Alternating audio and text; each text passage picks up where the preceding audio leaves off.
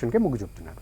అసలు డాక్టర్ గారు ఇప్పుడున్న పరిస్థితుల్లో ఒక డాక్టర్గా ఒక సామాజిక పరిస్థితులను కూడా చూస్తూ మీరు ఎటువంటి సలహాని చెప్తారు, ఏ విధంగా అంచనా వేస్తున్నారు? ఇప్పుడు చూసిన పరిస్థితి ప్రకారం ఎలా చెప్పాలి అంటే చాలా పేరెంట్స్కి భయం ఎందుకు అంటే థర్డ్ వేవ్ రాబోతుంది, పిల్లలకి వ్యాక్సిన్ అందించలేదు, పిల్లలందరికీ కూడా వ్యాక్సిన్ అందించే వరకు లేట్ అవుతుంది, ఈ ఈ ఈ టైంలో ఆన్లైన్ క్లాసెసే కొనసాగిద్దాము, ఎందుకంటే వీళ్ళు సిక్ అయితే పిల్లలకి ఉన్న ఇన్ఫ్రాస్ట్రక్చర్ కానీ వాళ్ళు ఎదుర్కోగలిగే రిస్క్స్ కానీ ఫ్యామిలీ కానీ చాలా బాధపడతారు, ఈ బాధితులకి ఎవరు హెల్ప్ చేస్తారు అనే ఒక ఇన్సెక్యూర్ జోన్లో ఉన్నారు పేరెంట్స్. అందులో డౌట్ లేదు. కానీ మనం వైరస్ని అర్థం చేసుకుంటే ఇతర దేశాలలో ఎపిడెమియాలజీ, వైరాలజీ, మనకున్న స్టాటిస్టిక్స్, లేటెస్ట్ స్టడీస్ని అర్థం చేసుకుంటే ఈ కోవిడ్-19 వైరస్ ఏదైతే ఉందో అది చిన్న పిల్లల్లో చాలా తక్కువ ట్రాన్స్మిట్ అవుతుంది. ట్రాన్స్మిట్ అవ్వకుండా అంటే లోపలికి రావటానికి అది లోపలికి ఎంట్రీ మెకానిజంలోనే పిల్లలకి ఉన్న ఒక రకమైన న్యాచురల్ ప్రొటెక్షన్ ఉంది. పిల్లల్లో ఉన్న రెస్పిరేటరీ ప్యాసేజెస్లో వైరస్ ఎంట్రీ పాయింట్స్ దగ్గర కొన్ని ఎపిథీలియల్ చేంజెస్ ఉన్నాయి. ఆ ఎపిథీలియల్ చేంజెస్ ఇంకా బయోకెమికల్ స్టడీస్తో వీటితో బాగా తెలుసుకోగలిగారు. ఏమంటే ఈ వైరస్ అక్కడ పట్టుకోవటానికి SARS-CoV-2 వైరస్ ACE2 రిసెప్టర్స్ని పట్టుకుని లోపలికి ఎంట్రీ అవుతుంది. ACE2 రిసెప్టర్స్ పిల్లల్లో అధికంగా ఉండవు, చాలా తక్కువ మాత్రం పిల్లలకి చాలా తక్కువ నంబర్లో ఉండటం వలన ఈ వైరస్ పిల్లల్లో ట్రాన్స్మిట్ అయ్యే ప్రక్రియ చాలా తక్కువగా ఉంటుంది, చాలా వీక్ అయిపోతుంది, పిల్లలకి రావటం తక్కువ. Plus child to child transmission is the least అని చెప్పి తెలుసుకున్నారు. మళ్ళీ child to adult and adult to child transmission కూడా చాలా తక్కువ. ఇది కూడా లేటెస్ట్ లాన్సెట్ స్టడీస్లో మన జూన్లో రిలీజ్ అయిన స్టడీస్ గురించి నేను అప్డేట్స్ ఇస్తున్నాను. So adult to adult transmission ఎక్కువే. పైగా ఎటువంటి అడల్ట్ వ్యాక్సినేషన్స్ ఇప్పటి వరకు రిలీజ్ అయిన వ్యాక్సిన్స్ అన్నీ కూడా అడల్ట్ టు అడల్ట్ ట్రాన్స్మిషన్ తగ్గించలేకపోతున్నాయి. Only adult infection rate, hospitalisation, mortality and death rate తగ్గించగలుగుతున్నాయి వ్యాక్సిన్స్ అన్నీ కూడా. సో ట్రాన్స్మిషన్ తగ్గించలేని పక్షంలో పిల్లలకు ఉన్న వైరసెస్ సైలెంట్ క్యారియర్గా ఇతరులకు అంటిస్తారా అంటే పిల్లల నుంచి పిల్లలు అంటించుకునే వ్యవహారం చాలా తక్కువగా ఉంటుంది. So transmission with in the children చాలా తక్కువగా ఉండటం వలన 170 కంట్రీస్లో జూన్ 2020 వరకు అందరూ కూడా స్కూల్స్ ఓపెన్ చేసి ప్రయోగాలు చేశారు.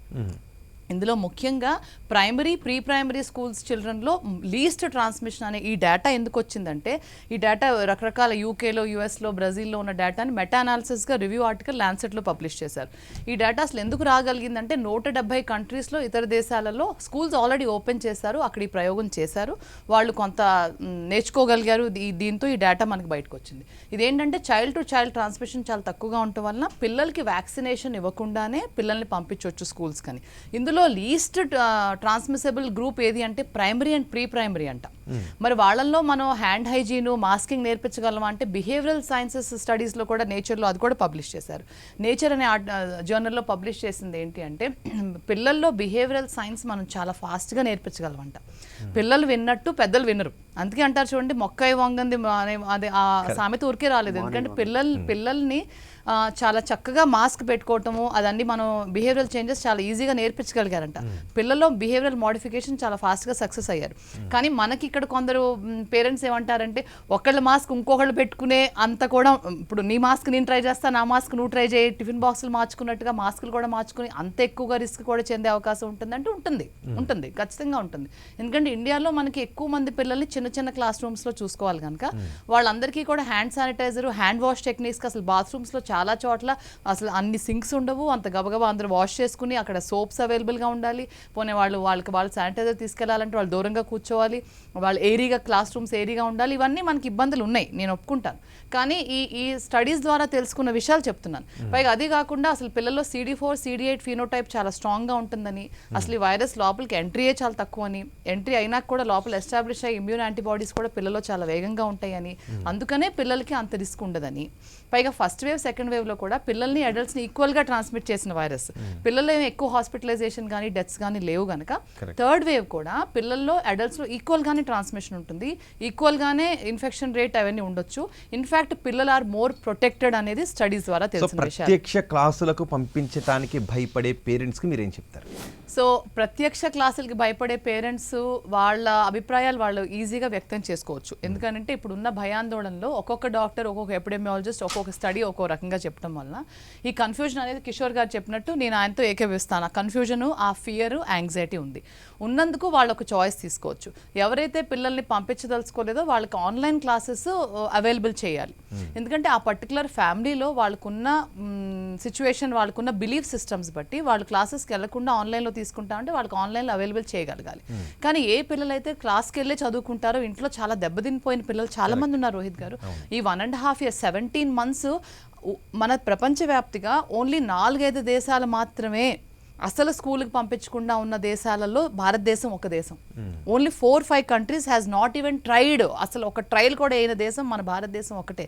మన భారతదేశంలో పిల్లలు 40% of the children of the adult population is less than 25. అందులో 25% ఇస్ లెస్ దాన్ 18. మన heavy population of the country, lot of crores of children are affected by this wave.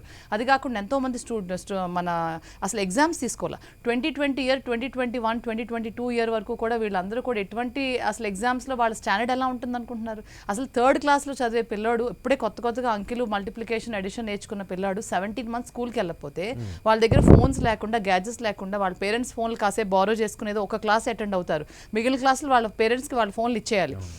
అట్లా గ్యాడ్జెట్స్ లేని పిల్లలు 78% పిల్లలు ఉన్నారంట. సో వాళ్ళు నేర్చుకునే కెపాసిటీ తగ్గిపోతుంది. 3rd class పిల్లలు 1st classకి వచ్చేసారు. ఇప్పుడు లెర్నింగ్ కెపాసిటీ చాలా పడిపోయింది.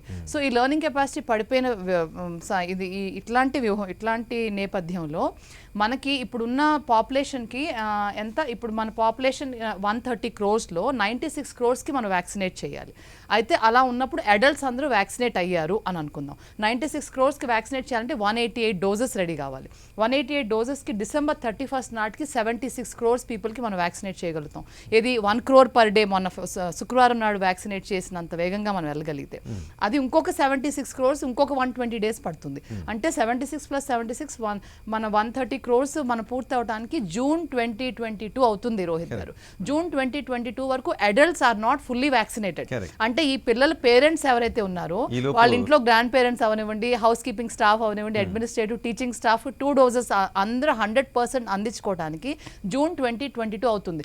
వైరస్ ఏదైనా మార్పులు వచ్చి మళ్ళీ ఇప్పుడు దక్షిణాఫ్రికాలో C1.2 వైరస్ ఏదో వస్తుంది, అది చాలా వేగంగా వ్యాప్తి చెందుతుంది అని కూడా అంటున్నారు.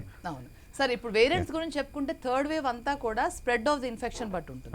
వేరియంట్స్ కొత్త వేరియంట్స్ తయారయ్యి ఈ లోపు మన సోషల్ డిస్టెన్సింగ్ లేకుండా మనం అందరం కూడా అన్ని వదిలేసి, గేట్స్ వదిలేసి మనం తిరుగుతూ ఉండగా డెఫినెట్గా మనకి 3rd wave ఆర్ ఈ 2nd wave కొనసాగుతూ ఉండి మళ్ళీ చిన్న బ్లిప్స్ రావచ్చా, మళ్ళీ పెద్ద పీక్ రావచ్చా చెప్పలేం. ఇది మనం రకరకాల అభిప్రాయాలు ఉన్నాయి 3rd wave మీద.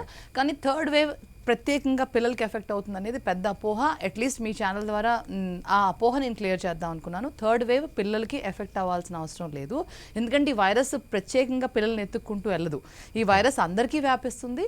అందులో అన్వాక్సినేటెడ్ గ్రూప్ ఎక్కువగా పిల్లలు ఉన్నారు కనుక వాళ్ళు వనరబుల్ గ్రూప్ అవుతారా అనే భయాందోళన మనకుంది. కానీ వాళ్ళలో ఉన్న కొన్ని ప్రొటెక్టివ్ మెకానిజమ్స్తో వాళ్ళు వనరబుల్ గ్రూప్ అవ్వకపోవచ్చు అనే స్టడీస్ కూడా రిలీజ్ అయినాయి. కిషోర్ గారు